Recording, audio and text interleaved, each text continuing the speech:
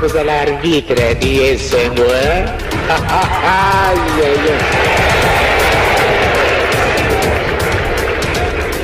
Iyo muntu mwindo zakuluba odi ngumba batu mwindo iyo moko mwindo okukada wapye.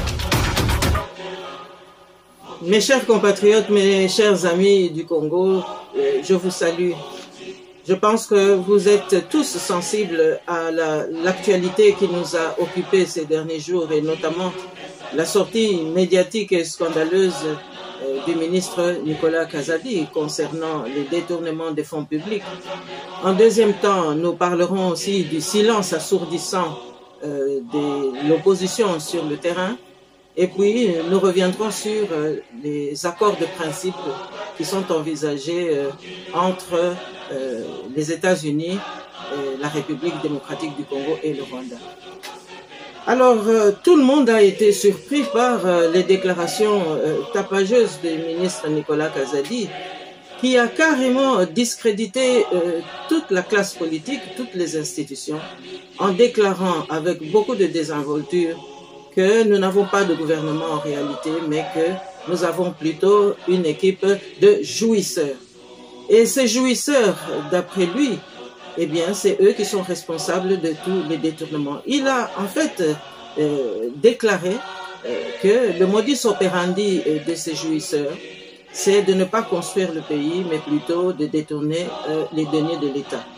Et il a déclaré sans gêne que tous les projets, depuis que Félix Antoine Tshilombo Tshisekedi est au pouvoir, eh bien, tous les projets sont totalement neutralisés parce que tous les fonds qui arrivent au pays, eh bien, sont systématiquement partagés entre les différentes instances de notre pays. Il a ainsi mis en accusation à la fois le gouvernement, il a mis en accusation la présidence de la République, l'Assemblée nationale, le Sénat, mais également les institutions judiciaires, puisque c'est en fait une mafia généralisée qui est perpétrée dans notre pays. Alors, tous les projets concernant les infrastructures, les installations des hôpitaux, les routes et tout ce qui s'ensuit, y compris l'éducation, eh bien, tous ces projets ont été totalement neutralisés puisque les fonds ne sont jamais arrivés à destination. Et donc, on peut s'interroger si M. Nicolas Kazadi est sorti parce qu'il est menacé ou parce qu'il pourrait s'agir d'un piège. Mais quoi qu'il en soit, les informations qu'il nous donne n'épargnent pas non plus la famille de M. Félix Antoine Tshilombo Tshisekedi, car il dit que, y compris la maman de Félix Tshisekedi, ses frères, ses sœurs, les cousins, les oncles, tous sont impliqués dans ces détournements généralisés.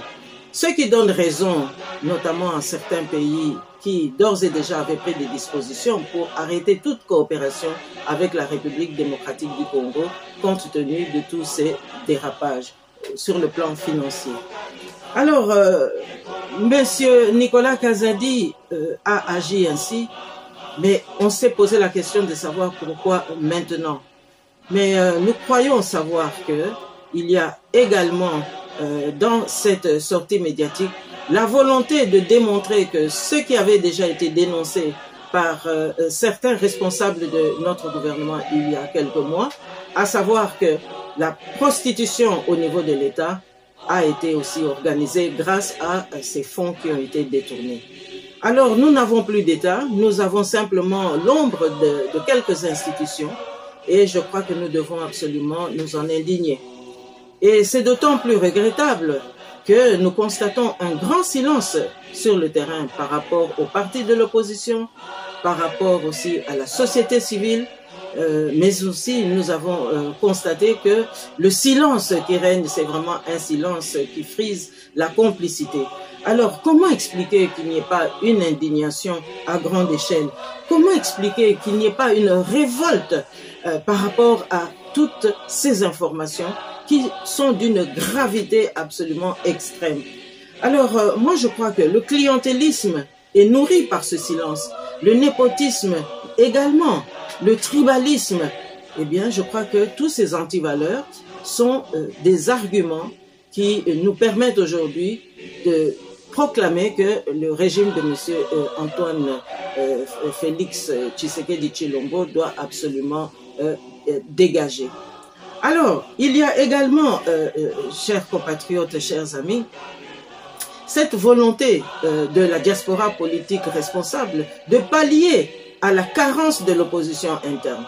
Autrement dit, nous pensons que cette situation ne peut plus durer parce que nous réserve l'avenir avec une équipe qui a organisé sciemment des détournements de fonds publics. Et donc, je crois qu'au niveau du gouvernement, eh bien, nous devons aussi nous interroger.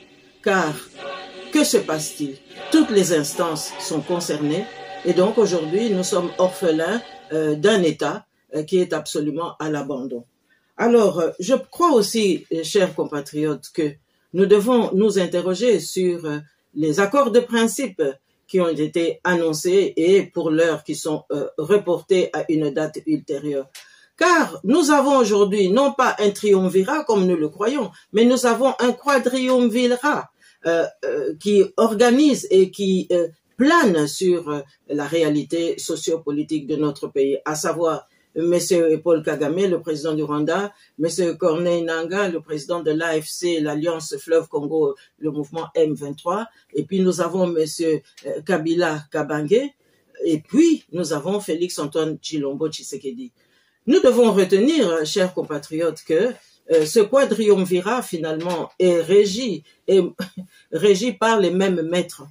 Et donc ces mêmes maîtres aujourd'hui, qu'est-ce qu'ils disent? Ils exigent que nous ayons un peu une vérité de droit et que tous ces malfaiteurs puissent être arrêtés. Alors, la question qui se pose, est-ce que Félix Antoine Tshilombo Tshisekedi sera capable, aura le courage d'arrêter tout ce monde? Est-ce qu'il aura le courage d'arrêter les membres de sa famille?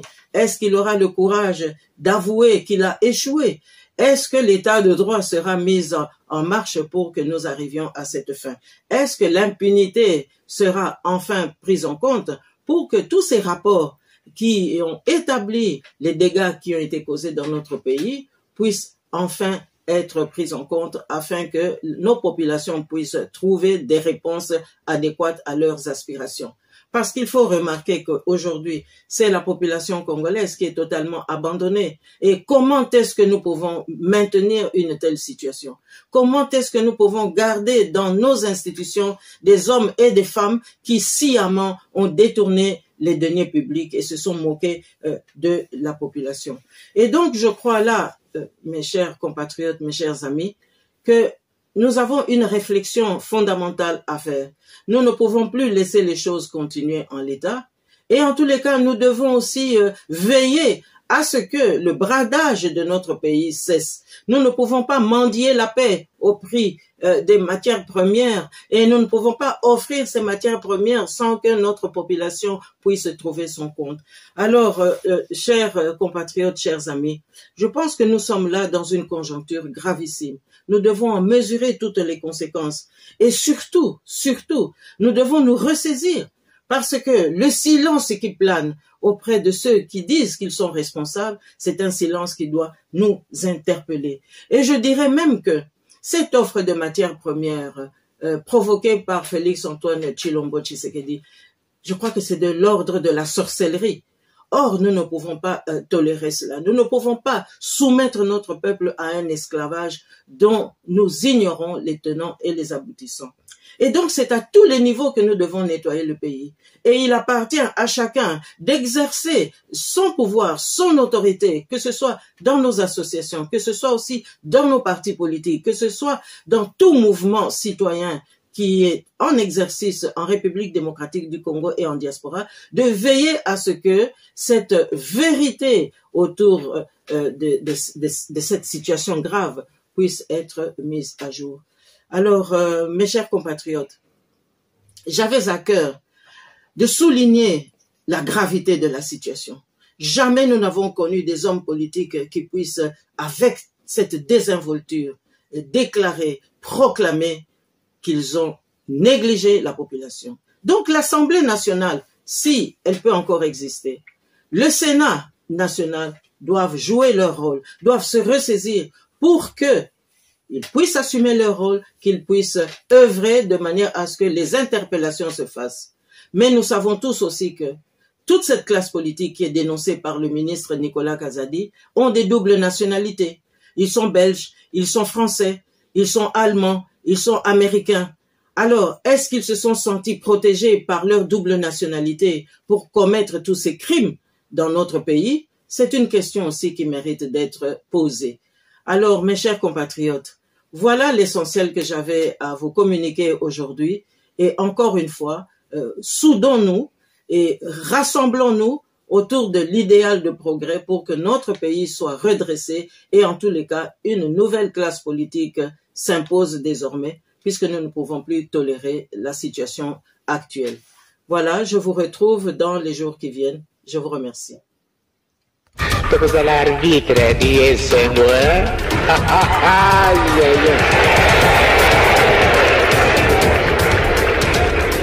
Iyo muntu mwindo zakuluba odi ngumba batu mwindo iyo moko mwindo okukada wapi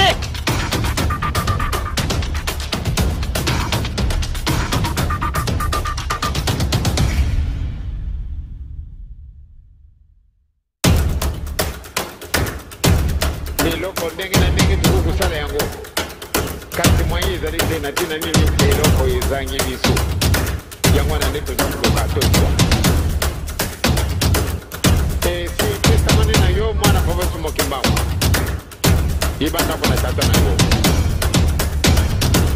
tata na yo alinga kanini tata na yo alinga kanini ke malamu de yo nangai kuiba makamuana pamba de azali tata na biso mais avec plus de condition bolu kariboso boko tinali kolo masu makupeta manabi biso Kambango, ezali monene, ezali tellement éloquent. Kwa tetu yiba konope na tata na biso.